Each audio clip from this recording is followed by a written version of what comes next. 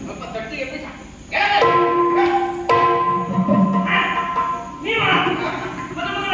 ಹೌದು ನೀವು ಮದುವೆ ಹೌದು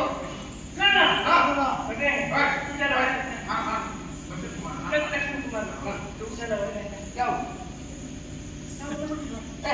ನಾವು ಮದುವೆ ದಿಬ್ಬಣ ಕೊಡ್ಕೊಂಡು ಈಗಷ್ಟೇ ಬಂದಿದ್ದೇವೆ ಅಷ್ಟೇ. ನೀವು ಬಂದದ್ದು ಈಗಷ್ಟೇ ಬಂದದ್ದು ನಾವು ಈಗ ಬಂದದ್ದೇ ಪ್ರಥಮ ಈಗ ಈಗ ಬಂದದ್ದಷ್ಟೇ. ಬಂದದ್ದು ಯಾಕೆ ನಿಮ್ಮ ಮಹಾರಾಜ